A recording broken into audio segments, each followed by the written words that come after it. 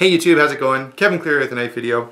Today I've got a blade that I really didn't anticipate, number one, owning, number two, being able to share with you.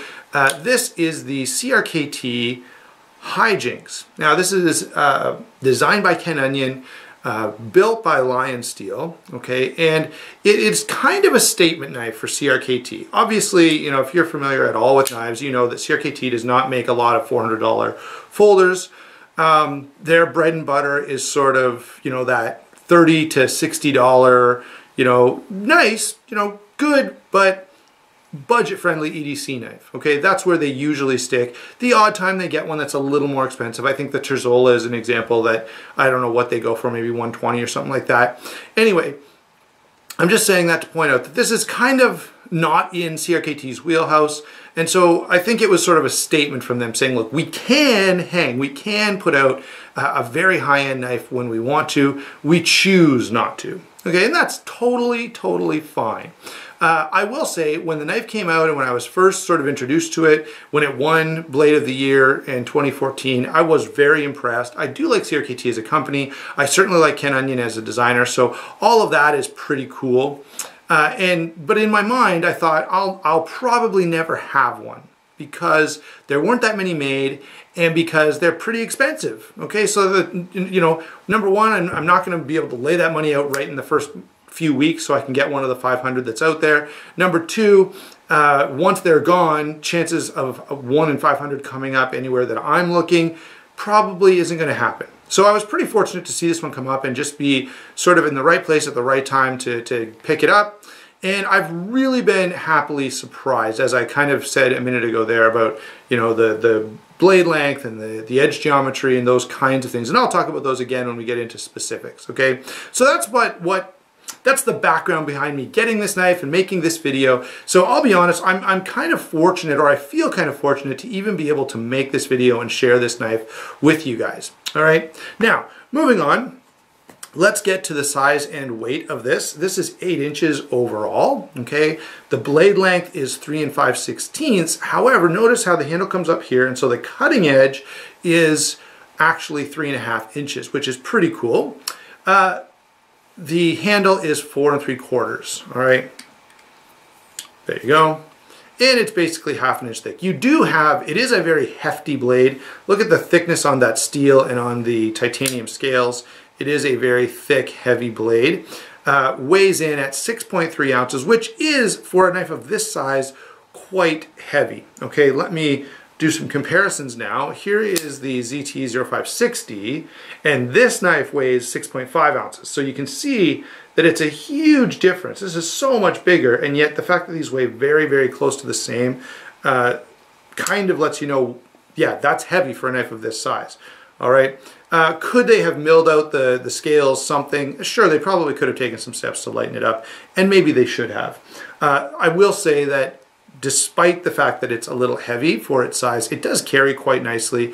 I've carried this quite a bit, and certainly I didn't feel like the weight was an issue that would actually dissuade me from owning the knife. Here is the Riat knives, I'm sorry, Torrent, and you can see the size comparison there. This knife is 3 1/4 inches or 8 1/4 inches, which is super common. A ton of knives hit this size. You know, Hinderers, Spyderco PM2, 0562, all of those knives, and this. So there's a lot of, this is sort of a sweet spot for folding knives. And so so you may have a knife of this size in your pocket, and that's why I'm sharing it with you. Also, of course, these are both similar in price and quality level, stuff like that. One more to show you, and this is another Lion Steel. So this is a Lion Steel. This is made by Lion Steel, even though it's CRKT.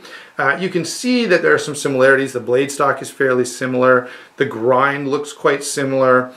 They are both the Sleipner steel. And of course, the size is the same. It feels like, I don't know, sometimes I look at sort of Lion Steel's lineup and it's like they're kind of locked into the 8-inch folder, okay, just like this. Now, let me, now that you've got those comparisons, continue on with the rest of the discussion. But I'm going to zoom in a little bit for that because this is a very nice looking knife, and I want to be able to show you that a little better.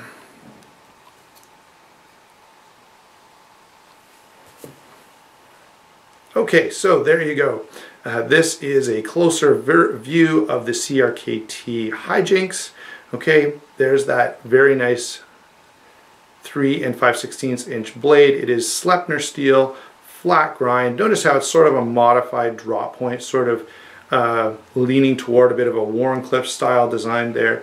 Very nice cutting edge here, and I will say the cutting edge, the geometry on this and the angle on that secondary bevel is nicer than I anticipated it being. It actually slices really, really well, with the exception being you've got a lot of steel here. So by the time you get whatever it is up to this point on the blade, you're pushing a fairly thick piece of steel through whatever you're cutting. All right. Really like this blade design though. Love this little swedge on the top. And I will say this, the point is very, very fine. So even though you've got a fairly thick, hefty piece of steel, this knife does get good edge geometry and a fine point, allowing you to do stuff like open packages or anything that requires that fine detailed work. You can get it done with the point. I do like also the fact that you've got this full thickness here so that you can get your thumb up here and have something substantial to kind of bear down on if you're doing a close cutting task. Okay. By the way, Sleipner steel is kind of, the easiest way to understand it is probably to say that it's like a D2 only stainless, okay, and D2 is one of my favorite steels. I just find it performs really well, it's really tough, it holds an edge well, and the biggest thing about D2 is it seems to sharpen easier than it should. Based on edge retention, it should be fairly tough to sharpen, but it actually takes an edge pretty nicely, and it takes a very, very keen edge. The same is true of this Sleipner steel. This will shave hairs off of you very, very easily. Okay, so that's the blade. I do like the blade a lot, even though, as some have pointed out, it's quite thick, meaning that you end up moving quite a lot of material. Okay, so you've got a real wedge. If you look at it this way, you can kind of see there's quite an edge, quite a wedge there, right? Because of the thickness of the steel. All right, what about lockup and deployment? Well, it is a titanium frame lock. Lockup is around 50% on this one. And it did have, a lot of people have complained about lock stick. Sorry, I couldn't spit that out. This one, the odd time it will get a little lock stick, but it's never really been much of a problem since I've had it. And the previous owner said the odd time as well. So, you know, this may be just one that doesn't seem to have too much of an issue with it. And what I mean by that is one out of, I know it's a reputation that this particular knife has that it's got some lock stick. This one doesn't seem to have too much lock stick. Maybe that's because of how the wear, and so the lock is a little further engaged at 50 or 55%. Maybe that makes the difference. It is a ball bearing pivot system. You do have that nice decorative pivot there, which looks really, really sharp. By the way, the pivot serves as an over travel stop for the lock, which is really nicely done. I definitely like the way they've achieved that, and it all functions really nicely. You know, it flips well. The detent is strong enough to make it flip well, but not so strong that, you know, you start having a bruise forming on the tip of your index finger from flipping it. It's just comfortable and performs the way you basically would want it to. It is a titanium frame lock, so it's going to perform like any titanium frame lock in terms of lock strength, which of course is going to be aided by the fact that you're holding the lock in place when you're using the knife. I will say this, there's this kind of weird cutout here where there's like a flat spot on the lock. It's designed to allow you to get your finger there easier, and it kind of does that, but it's, I don't know, it's just not well executed, okay? It probably needed to be milled out a little bit in here in a different way to make it a little more comfortable on your finger. All right, that's really the only complaint I have, is that this, you know, this little flat portion here, which is designed for your finger, is just not super well designed. It's not really, really comfortable when you're unlocking the knife. Now in hand, I don't find it to be a hot spot, so that would be my primary concern about that, and it doesn't seem to be an issue, so that's a plus. All right, moving on to the handle. I will say it's a fairly smooth handle, and so that, if you've looked at this and thought, yeah, that's pretty smooth, you're right, it is fairly slick. You know, there's not a ton of traction on this handle, although it is very comfortable. I wouldn't consider this like a tactical or hard use knife. I would consider it more of a robust gentleman's folder, all right? And that's sort of how they marketed it. The cutouts here with the milled in lines are quite comfortable. Your fingers do seem to drop in there nicely, and I like that, okay? So comfort is definitely there, but retention in hand, I mean, it's fine, but it's not outstanding, is basically how I would phrase that. Now, I do think that all of the grinds and the chamfering and everything is pretty well done, so no complaints about that. It is Torx bit construction, so if you ever wanted to take this apart, it's fairly easily done. The lanyard hole here, non-tube lanyard hole, certainly big enough for 550 cord. You can reverse the pocket clip. You would have to take this out, flip the pocket clip around, and put it back on, and again, it's Torx construction as well. Okay, I will say this, if you look at the knife this way, I don't know about to you, but this to my eye looks a little odd. Not that it's poorly done or that I have any specific problem with it, it just, as I say, looks to me a little bit strange.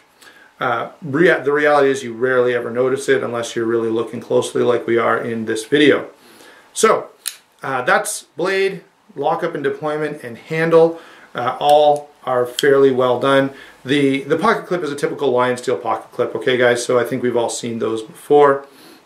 And it does pocket very nicely. So, what are my overall impressions on this knife? I think for what it is, you know, sort of a high-end gentleman's folder for an offering into this market from CRKT and a design by Ken Onion. Overall, I really, really like the knife. I like the lines, I like the performance, I like that it carries easily. And just so happened that when I got this one, that had a couple of marks on the handle already. So there was a rub mark here. Probably this was put in somebody's pocket and was against who knows what. You know, their tactical pen or some change in their pocket or whatever, and it rubbed on here a little bit.